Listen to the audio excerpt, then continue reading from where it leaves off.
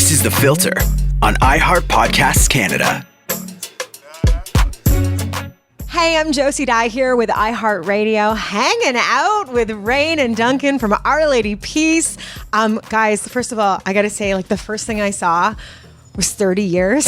I went, no way. Like, there's no friggin' way that it has been 30 years. I know. Don't you hate when you hear that? It's like you want to celebrate, but at the same time, And I'm not a big like looking back on things either, which is rough. So, but we're gonna have to do that at least on tonight and this tour, which I'm getting my head around now. It's like there is something to appreciating the past and accomplishments and milestones and all those things, but it still freaks me out.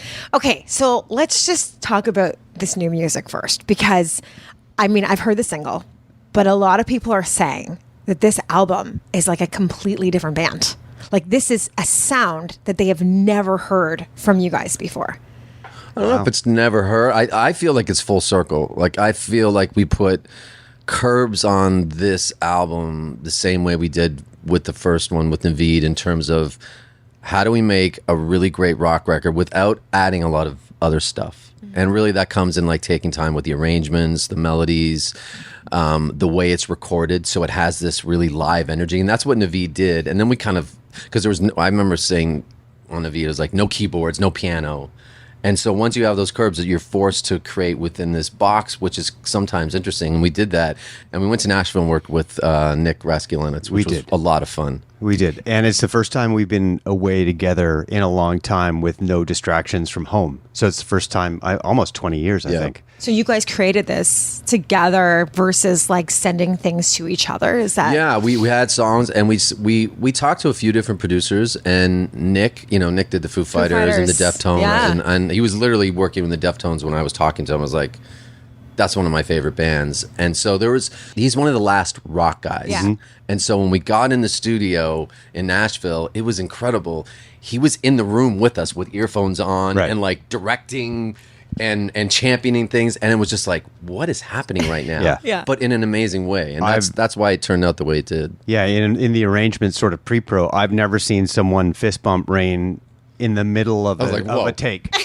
Right? And he turned to me and he do this and he just get inspired, which inspired us. Yeah. So that obviously does add a lot to like the recording process. You don't think how much does that contribute, but I guess that would have contributed quite significantly. Yeah, I think a song's a song until you go into a studio to record it, and then it has another life actually. No matter how good a demo sounds, but once you get the four of us in a room and with Nick directing and the studio. I mean, the studios where Neil Young recorded Harvest, So when studios have history, there's something happens that's, it's the magic of music. And we were able to finally re-tap back into that, which is exciting. I feel like I shouldn't ask the next question because I'm sure artists don't want to be compared, because no one can compare one artist to another.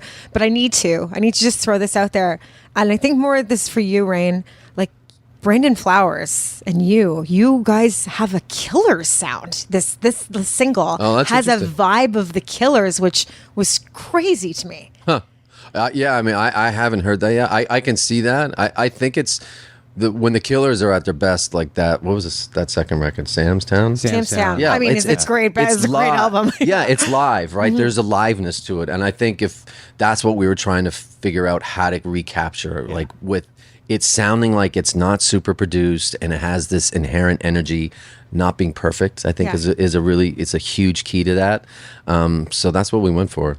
Tonight you're playing Lee's Palace. So I read somewhere that you said that you've played there with 2 or 3 people showing up in the past. Oh my God.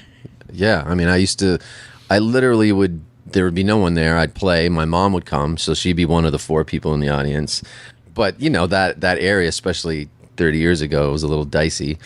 I'd jump off stage and I'd go grab my mom and walk her out to her car in the parking lot. And the memories there are amazing. And I'm really happy that it's still there because, like we got to play CBGB's in New York before it turned into a Varvatos store. Varvatos, which is still kind of cool, but not really cool. Yeah. Not nearly as not the same. It's not the same. Yeah, he loves music, but it's still not CBGB's, right? There's no more cockroaches in there. Of course. So I'm proud that Toronto has kept Lee's, It's like, it's our CBGB's, it's our Viper Room. And the fact that we get to go play there again is pretty dope. It is. It's awesome.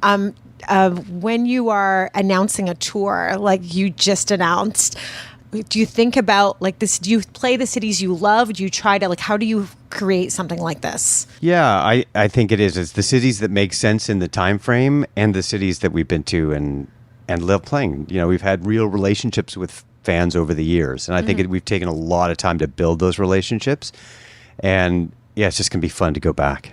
Yeah. Yeah, I think the idea of playing these hockey arenas again is really exciting to us. And I don't know if we've done a proper Canada tour like this for a while. So yeah, it feels like it's time. Okay, so let's go. Since it has been 30 years, let's talk about some of the worst and some of the best memories. And I think I want to start with the worst because, that's what shapes the band, right? That's what creates who you are and the music that you're telling. Is there something from the past that with Our Lady Peace that you just think about often that you hate? It's funny you say the worst because the worst sometimes can be the best. You just don't see it at the moment. And I would say we were touring with a band called Sponge from Detroit and Letters to Cleo throughout America on our first album, and it was bananas. Like, it was 2,000 seat clubs, but it was crazy. The stage, it was insane, and I was like, wow, this is actually my dream. And then we got a call one day from our manager saying, hey, just so you know, Van Halen's going out this summer and they want you to join them, and you have to leave this tour like in a week. And I was like, no, like we're building like real fans. This is our future. I liked Van Halen with David Lee Roth. I saw them in Maple Leaf Gardens, but I was like, I do not want to go play with the new Van Halen and leave this. And he's like, okay.